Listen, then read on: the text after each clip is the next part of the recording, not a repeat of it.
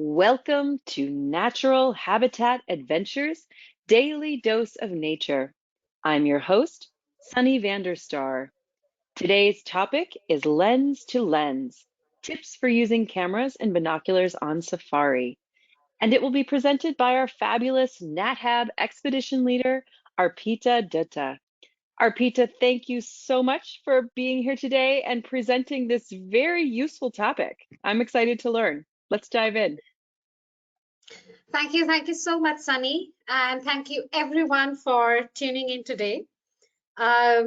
So this has come up with lens to lens. I was preparing for my next trip, and while making the list, and just while thinking, generally most of the time I don't carry my camera, especially when it's Nepal Bhutan trip, and because it's a more focus you put towards the thing, and I have been so many times, so I keep away my heavy stuff behind.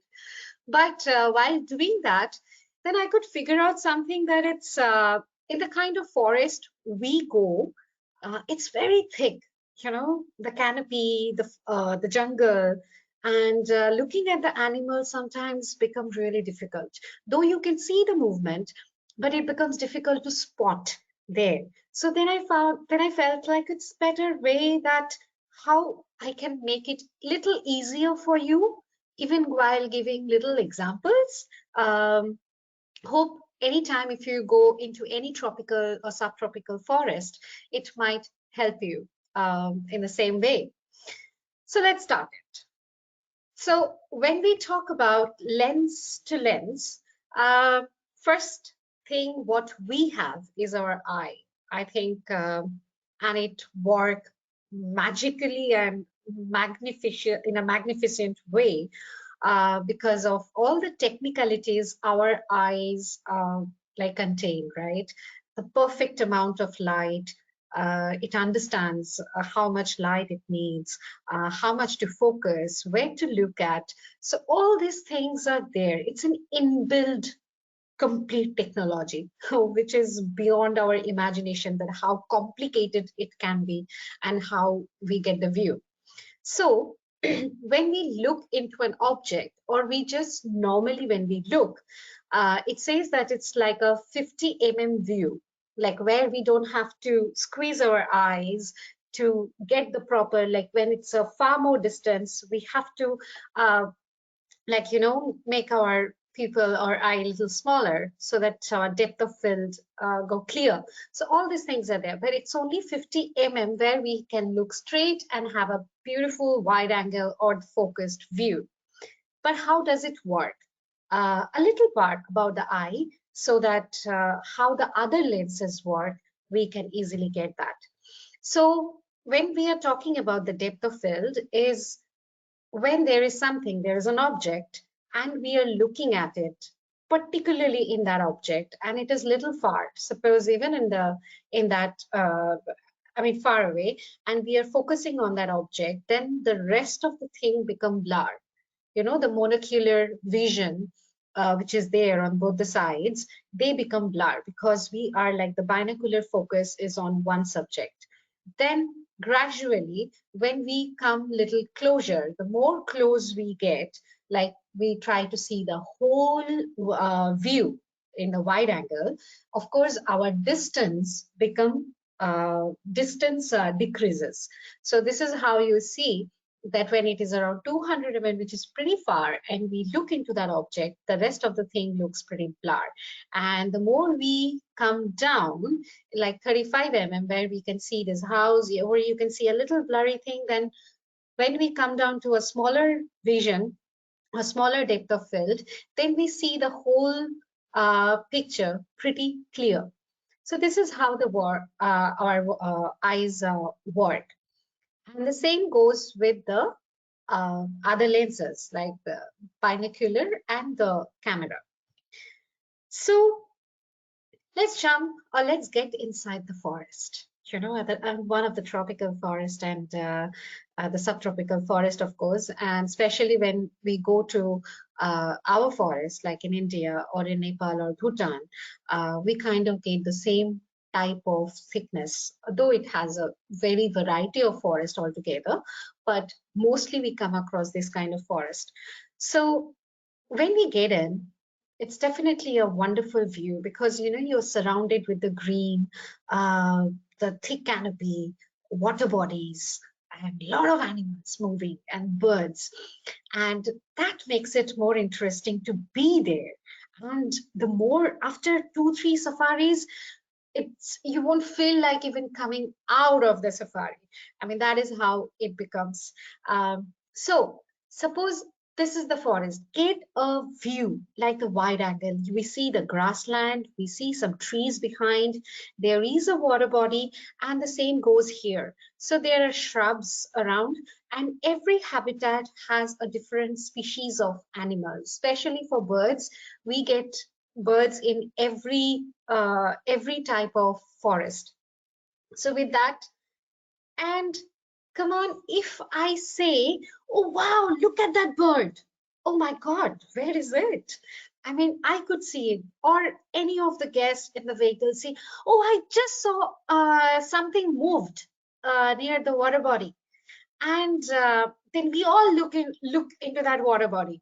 But come on, but imagine in this big water body, because you have seen it, but for us who hasn't seen it, for them it is difficult to find out exactly where you were pointing out. Same goes with a forest like this.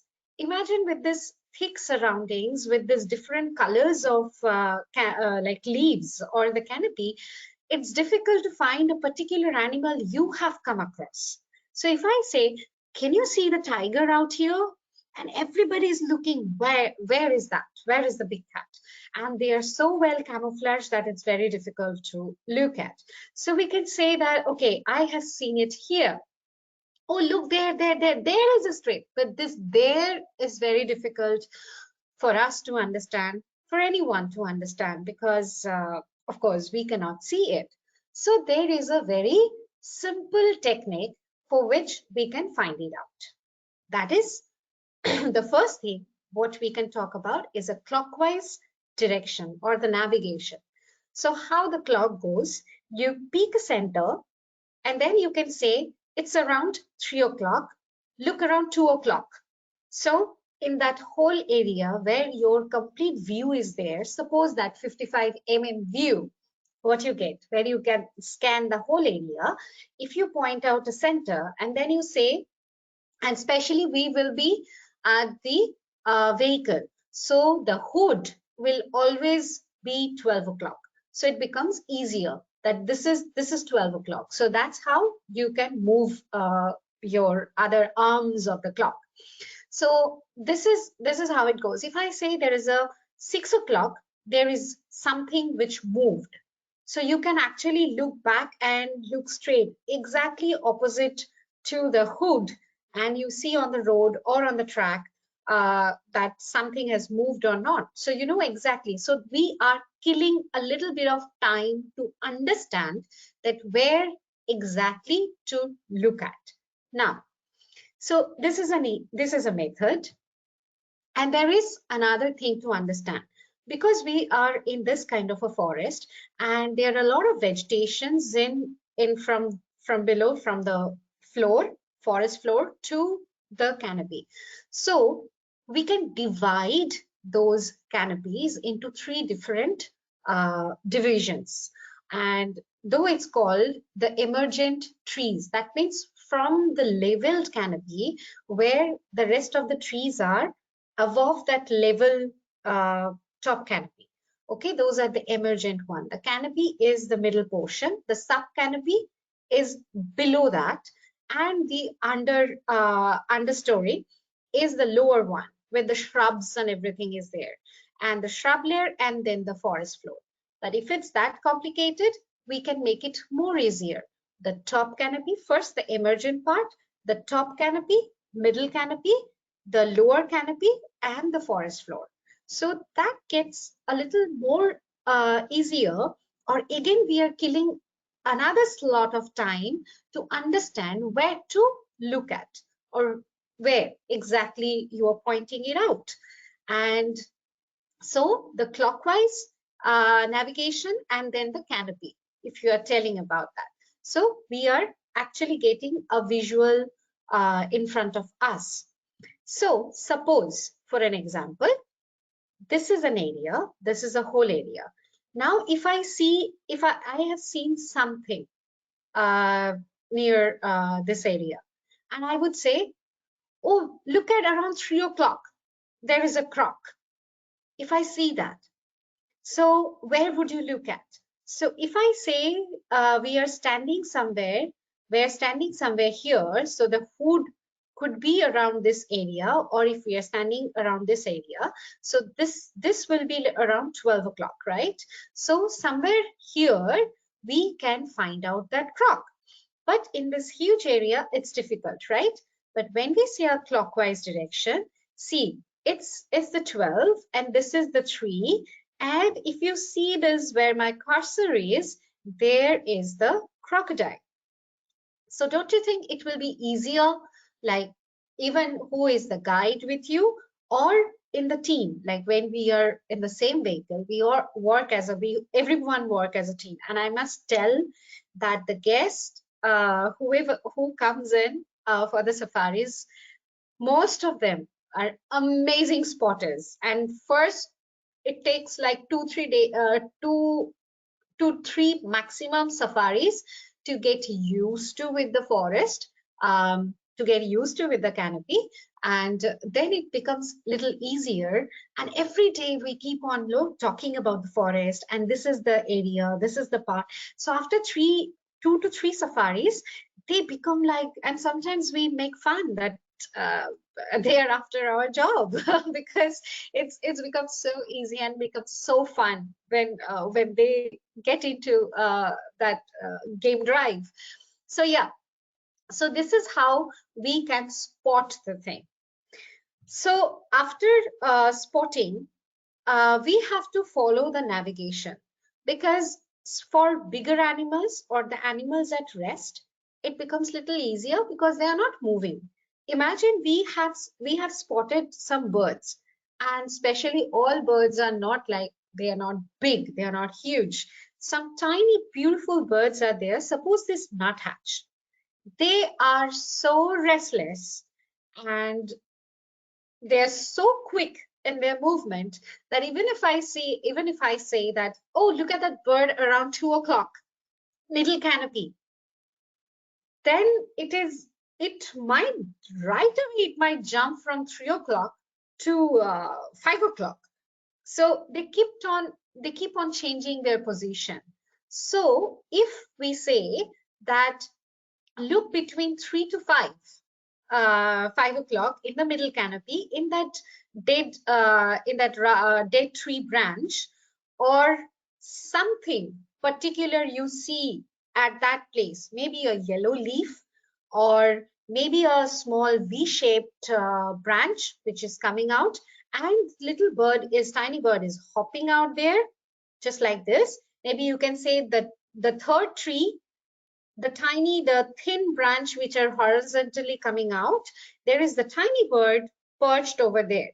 If we say that, then the clock, the canopy, and then the description of that area quickly can take us to that spot little quicker than finding it everywhere, right? So yeah, this is how it's easier to spot things in this kind of forest. And with that, suppose we see, so over here, for example, this is a huge grassland. Though I have zoomed this picture, but when we saw the tiger, it was pretty far. There is a wetland in front. If you see, there is a water body out here. Then there is a grassland towards us. And after crossing the water body, again the grassland, and then we could see the tiger. And thankfully it growled, so everybody could hear from which direction that growling was coming. But over here, we can say on the ground, like on the forest floor, after crossing the grassland, just in between the shrub and the grassland, there is the tiger. And then you use that clockwise direction. So it becomes easier that there it is, right? So because in this jungle, hardly you will find that animals are relaxing or they are sitting. We can't, like, they don't pose for us. They are very, I mean, they know that they are the one, the most important thing, and we are crazily looking out for them, and we have been tracking them. We are trying to find out that where they are hiding or from where they are coming out, all these things, right? So they know that. And I mean, for trips, but of course they have to move, right, for search of food, for the mate, and of course to mark their territory when it's a bigger animal. So there we find that, okay, there is the tiger, or there is that animal. So now with the binocular, for a safari, I would say that binocular, though, even if you're carrying a big lens, a zoom lens, but binocular does a different like value addition to your safari, because no matter whatever we see with our naked eye, with a binocular, the specifications what we can see, even sometimes if the animal is little closer, we can actually see, the small flies, or maybe that is disturbing the animal, or it is giving some gestures, or especially looking at the deer or the langur, you can see that where exactly they're looking at, if you see them threatened, like their body gesture, that something they are bothered about, and you can actually figure out that what it is. So for a binocular, I would say it is better to carry a binocular even if you're carrying a bigger lens in any wildlife safaris. And the detail you get to see, I think that you will always remember. And with that, with a binocular, I would say that this is though from the shoulder sling, but even if you have a single strap sling, it is better to attach with the binocular, because in any way, if it falls, the prism inside can break or can be displaced, and then you have to buy a new pair.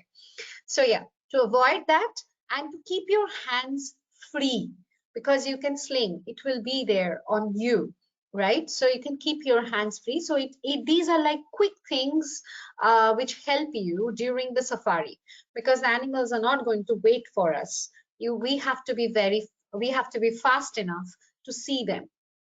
So how do you make like how it becomes easier? So I would like to show with my binocular. So this is my sling, where exactly the shoulder sling, where I can actually hang it on me, and my binocular always comes here so that I can quickly pick it up and see. So when you are looking through a binocular, remember to open this cap. Otherwise, it happens a lot of time with me, because then I see everything is black, and of course, the cap is not there. So when you're holding it, to have a steady, like steady hand to hold it, it's always better to hold it closer to your body. Like your arms, if you're putting like this, your hand might shake a bit. But if you are putting it closer, then if I side face, if I do that, if I'm holding it close to my body, so it shakes less. So it's become a little easier for you to focus. And then few like we have different facial structure. Few have eyes closer to our nose, few have little far.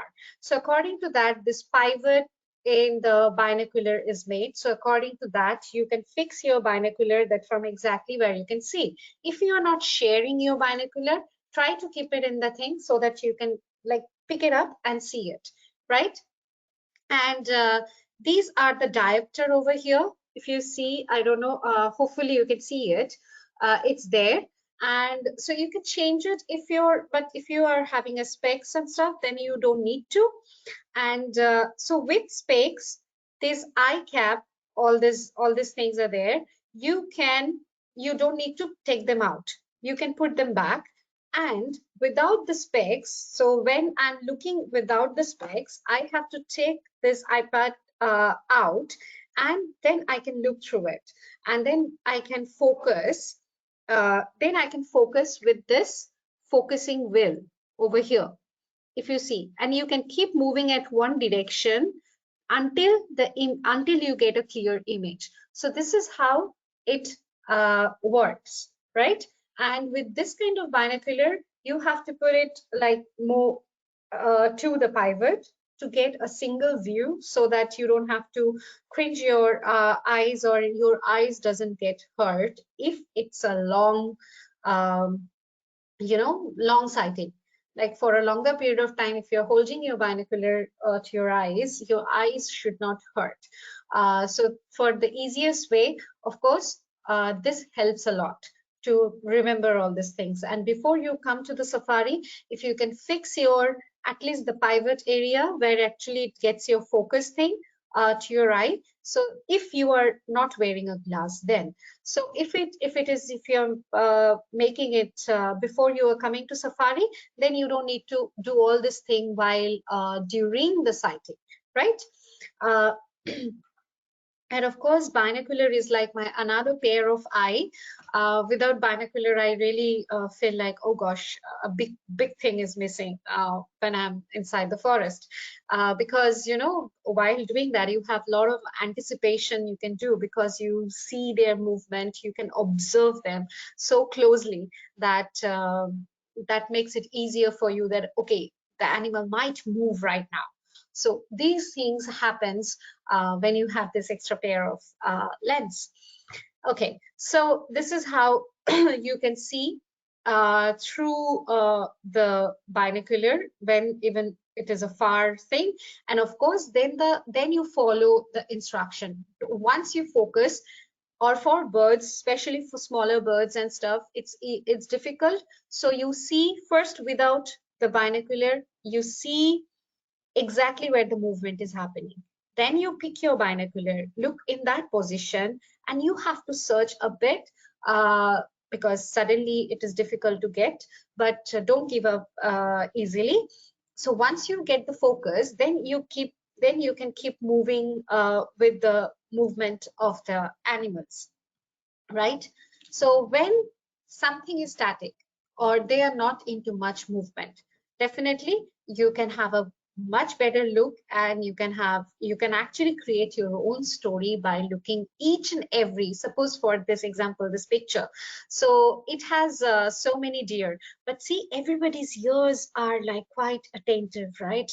It seems like they are listening to something, and few of them are looking towards the right, and few you will find the tail is a little bit up, few are less bothered, they are like grazing.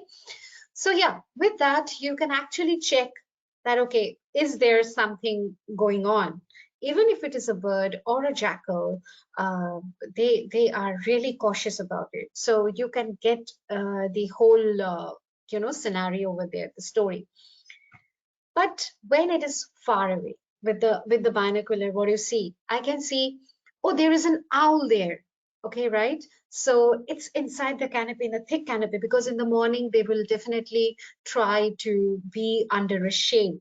And if you get to see it, then of course it's better to have a good look, because that time they are at rest. They don't move away, but they select a position, or they select that roosting area in such a way so that it's quiet, it doesn't get disturbed. So of course it's again a hard time to find it out. But once you find it out, take your binocular, look into it, and you will get a gorgeous picture of the eye. I mean, of the owl.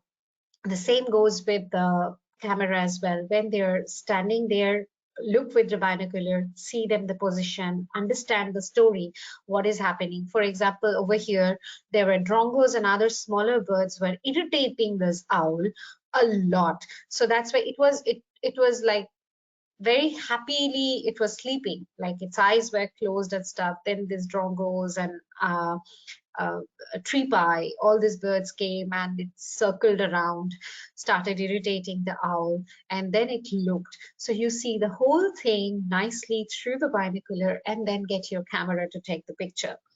Same goes with this. Look at the leopard over here.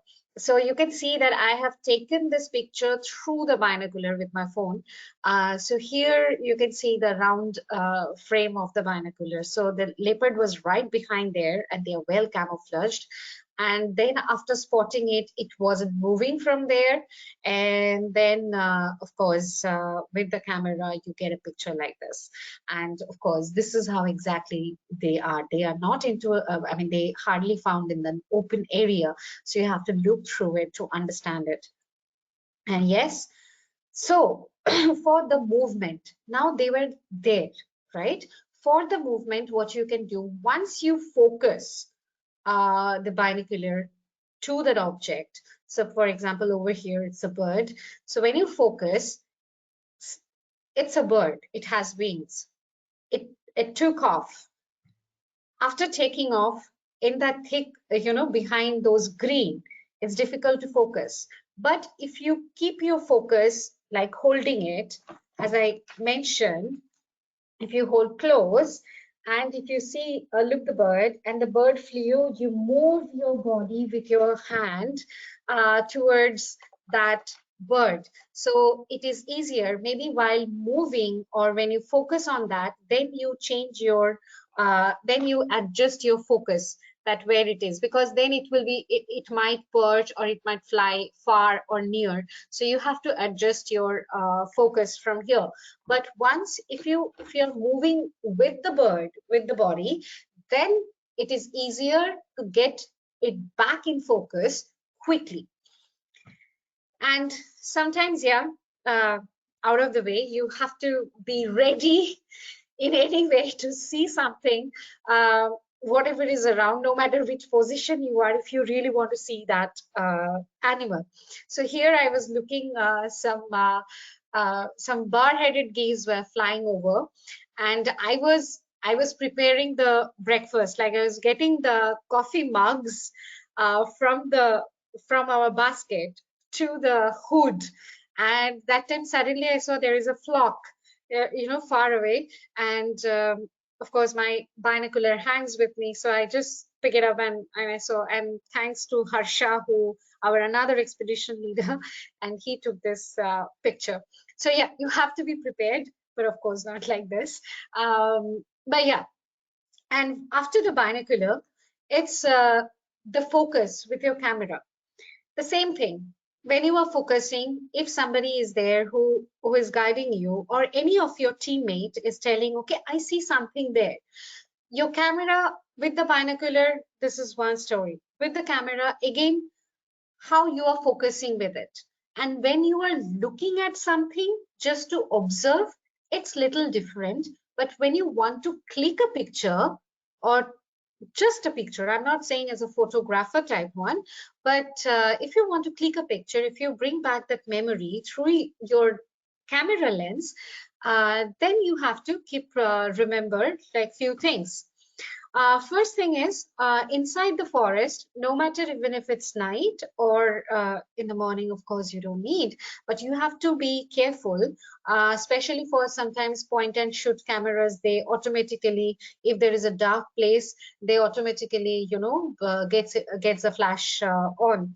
So inside the forest, you have to remember, like no flash and no camera sound. Sometimes while doing video, or when we click video, or when we were clicking to point out, like when we half click it to focus it, they make a beep beep sound, like a beeping sound, or some cameras have beep beep beep sound.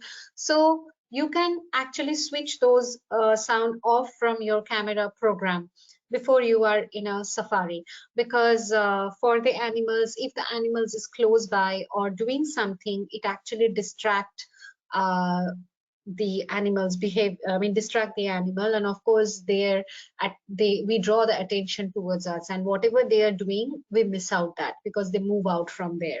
So no flash, and of course suddenly if you just put a flash, it's difficult for them to see and they move out from there. It's a disturbance, so not to create. So these two things you have to like remember. And then while if you're carrying a DSLR, like with a bigger lens, of course, once you focus, and if you're carrying a monopod, or even if you're not carrying a monopod, a handheld camera, you have to keep few things in mind. First of all, your camera gets a little heavy, but don't worry, we do have this sandbags, so that where you can keep your camera and do the needful, like take the pictures. But what you need to do is, when you are traveling, like when you are moving in a safari vehicle, and most of the time we will be moving, and on the move only we will spot something, right? So depending on that area, and if you are clicking pictures in manual, and if you are very user friendly with your manual, for me, I mostly click in manual because my fingers go just like that. I mean, the camera becomes a body part of yours, right? So, but if you are not, then keep it in aperture or program mode and keep your ISO according to that. But then again, the depth of field, if you want to capture the whole wide angle area so that you don't miss out the thing unless and until you have spotted the animal, then you keep the depth of field much, the focal length, the f stop much higher, towards the higher zone, so that you can get the more view properly, like clear view of the thing. And then what you need to understand is the ISO part, right? So the ISO is, of course, it controls the amount of light which is entering into your camera. So in this kind of forest, or where there is a thick canopy, you can put your ISO in auto, but I would say auto ISO, sometimes it gets very much grain if you can control the shutter speed and stuff. Of course, when you are having a camera, you know there's things. But if you are keeping a higher ISO, and if you are keeping it in a program mode, then it is easier that you won't miss a shot. Like at least you will get something, for that. So keeping an ISO in a specific way, like more, because in the early morning you can keep your ISO a little higher, like 800 or 1000, depending on the light out there. But as soon as where the sunlight, drops everywhere, and you see a lot of light around, then you can lower down your ISO to 400. Sometimes when it's in the afternoon, you can get it into 200 as well. But it's all depending on that area where you are focusing, just like that. See, with the increasing in ISO, keeping the same shutter speed and stuff, this is how the different like set of pictures you can get. So just to remember that the more ISO you're moving, but nowadays the cameras are so equipped that even in 2000, 3600, you don't get much grains. So that's really good. So you can handle your light with your ISO and depth of field with that. And if something is closure, definitely you can, or if you're focusing on that object, you can put your f stop in a lesser number. Okay, so here, suppose now with the camera, how you have to be ready. It's because, as I mentioned, that they will be moving. So you have to keep an eye and your ears open, like the instructions which we definitely assist you with that. And we keep on saying that if, and keep a notice on the movement of the animal, exactly which way it is going. Suppose over here, we have spotted the tiger. It was coming from, it's a tigress though. It was coming from here and it turned here, but sometimes because of the grass and the shrub, we were losing it. But we could see the movement, that in the turns she was taking. By that we know. So keep your camera ready, that somewhere right at this area, you might see it's crossing or it's moving or it's waiting for something. For here, she came near this area to this area where my cursor is, and yeah, we got an amazing shot of this tigress. And also she came on the road and crossed the track. So this is how the anticipation of the movement. So for this, if you can control with your camera, like if you have a zoom lens, if you're focusing the moving animals with your camera, it's fine. If not, if you're focusing that animal which is far away, but to understand the movement, unless and until you know that this is by this way we cannot get a proper picture or something, then you can follow the movement of the tigress until the time you get a good shot that okay, now the tiger is moving towards us and there is a clear passage, and we can actually take a chance to click a picture, and you can leave your binocular and take your camera back and take the picture of the tiger.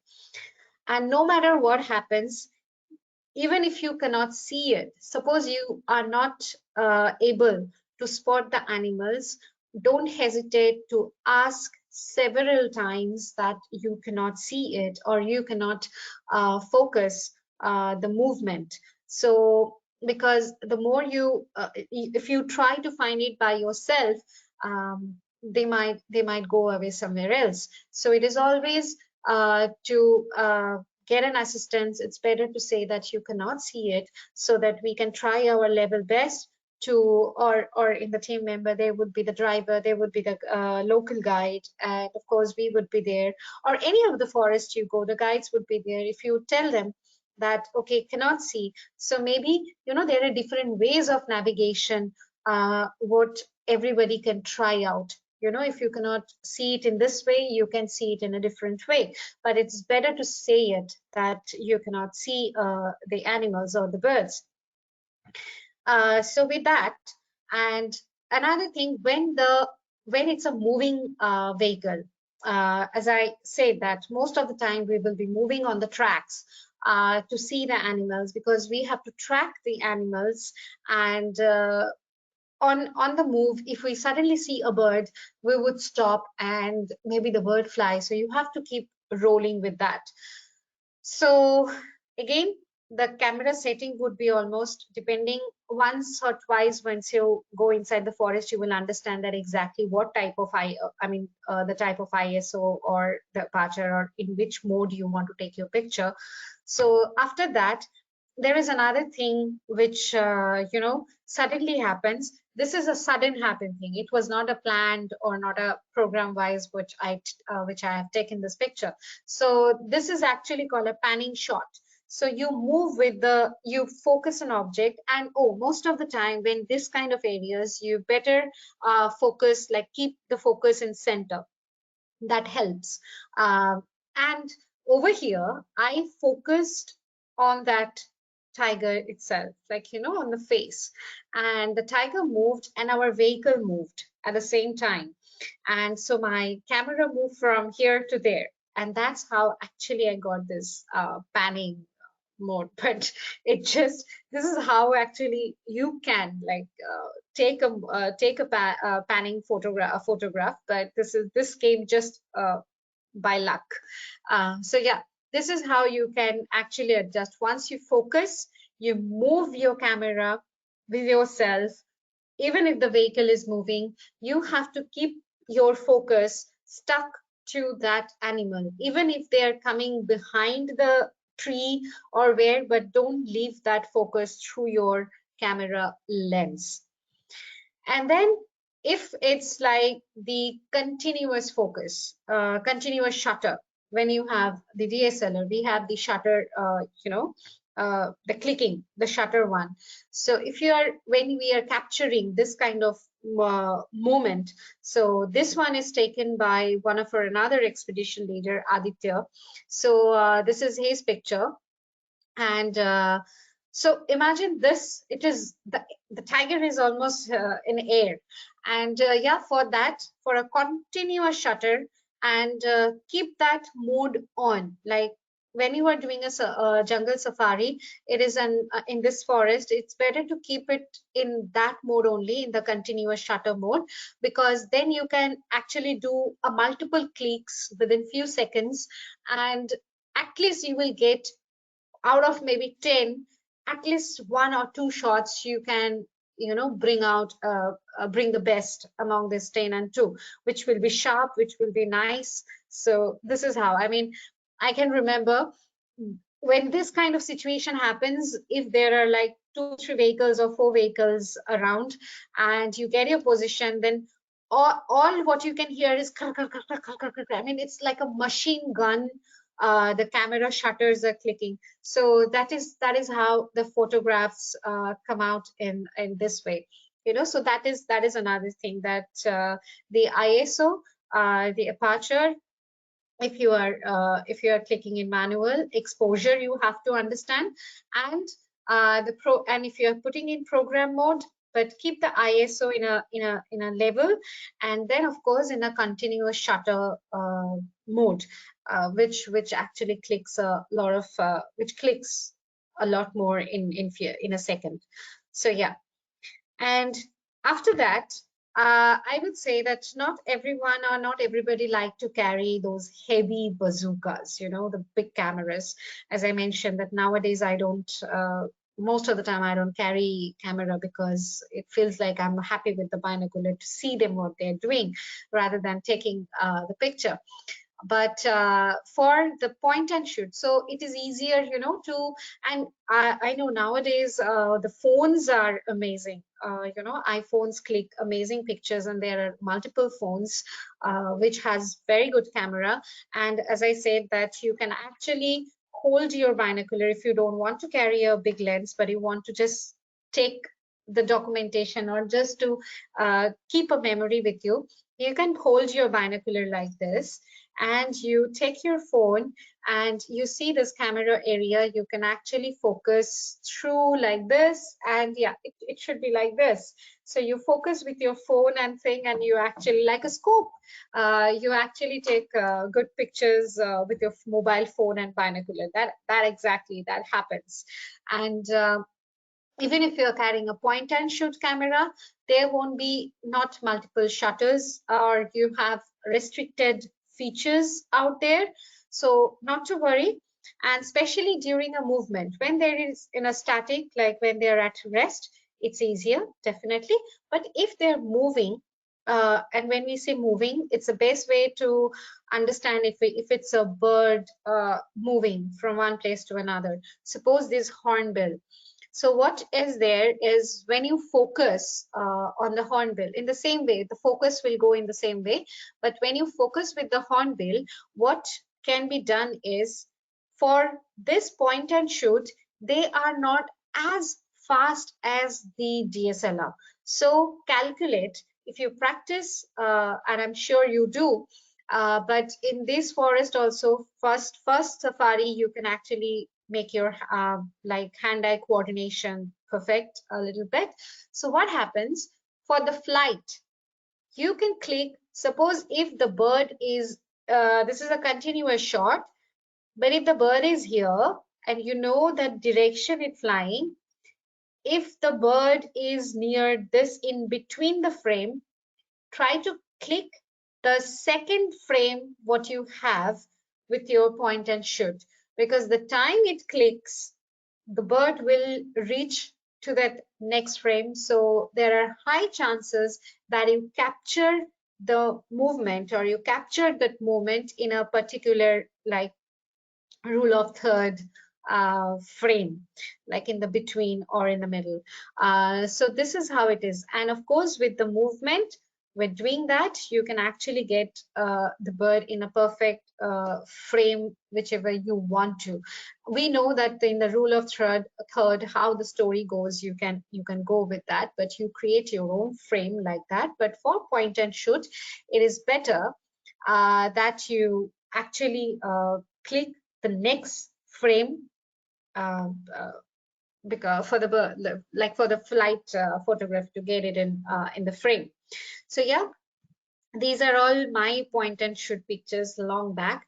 And see, this is a moving elephant, and of course, I mean, we got good light and stuff, and it was moving slowly though. Thankfully, it was moving slowly. It was not chasing us, so we could manage a beautiful, like quite a good number of pictures of this elephant.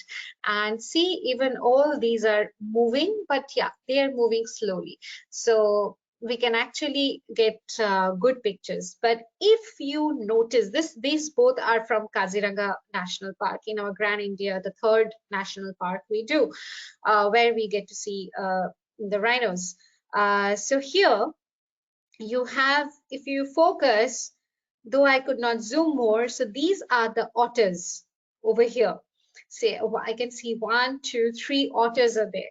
So yeah, somehow I gathered my memory that I have the water buffaloes and the otters behind, and there are some beautiful birds around, and even back in the water body, there are. So yeah, this is how it can take place with your cameras. But we have to be with the navigation part, we have to be quite fast enough to, there we save the time actually. Then you play with your frame, then you just look at them, just observe them, what they are doing. But to get a memorable capture, it is easier for to focus quite easily. And yes, like this little tiny kingfisher, it's a common kingfisher, just the way it got its own catch. You can catch your own frame, and I hope this might help you whichever forest you go with your binocular and your camera, just to quickly see the things. Thank you so much. Sunny, I'm ready to take up questions. Thank you so much, Arpita. That information is so useful and so practical for anybody who's going to be out in the field with you. So thank you for bringing that to us today. We've got some questions, but I want to remind everyone that they can submit their questions via the questions field in the control panel. This is going to be just a guess, but what is the ratio of mirrorless camera users versus traditional DSLR users from your most recent trips? What are people opting for these days? I think for the last the Grand India 3-4 trips I did, I think it will be 4:6, like 4 with the mirrorless and 6 with the normal DSLR cameras. Yeah.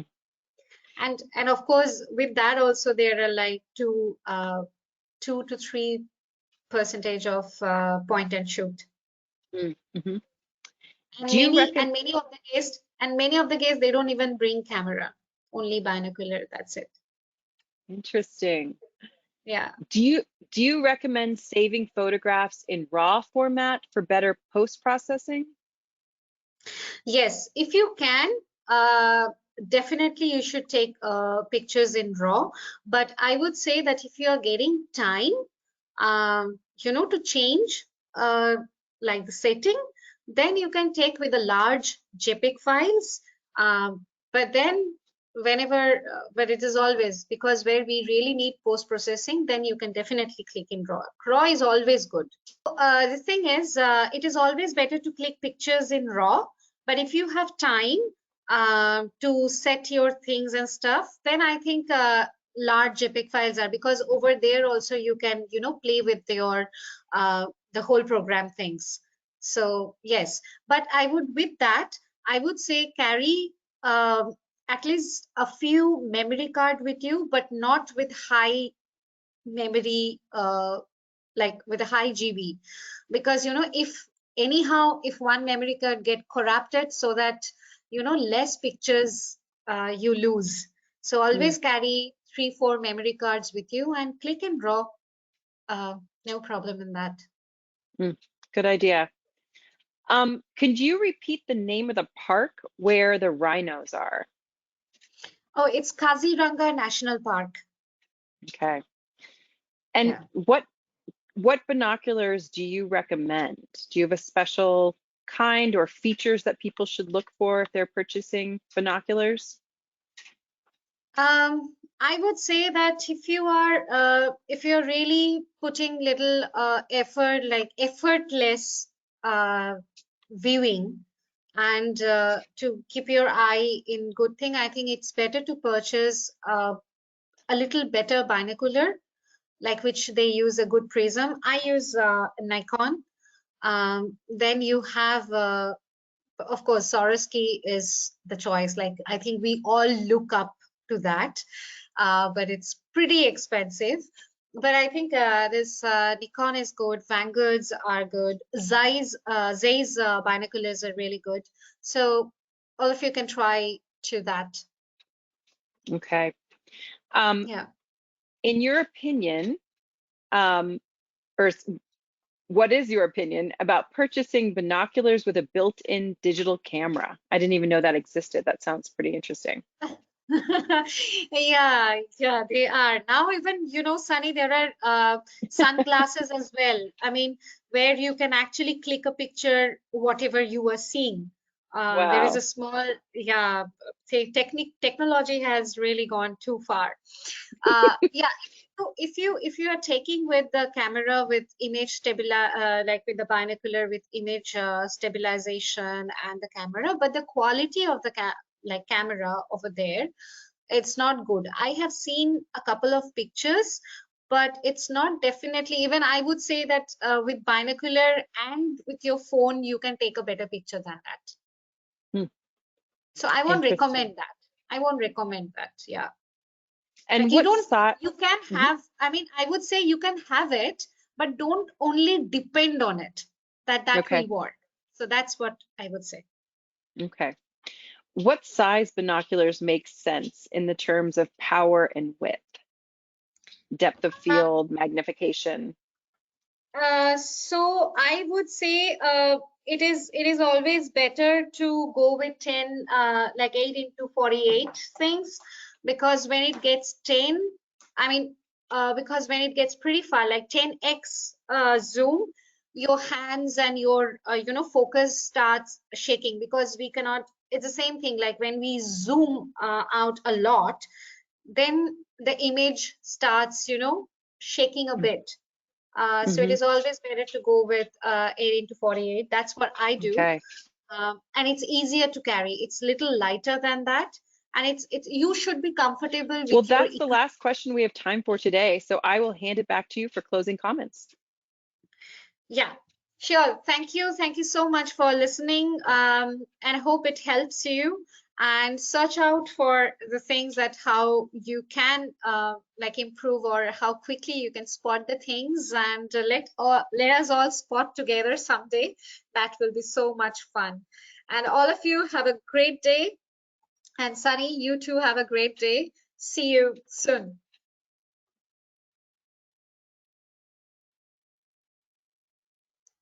Hello.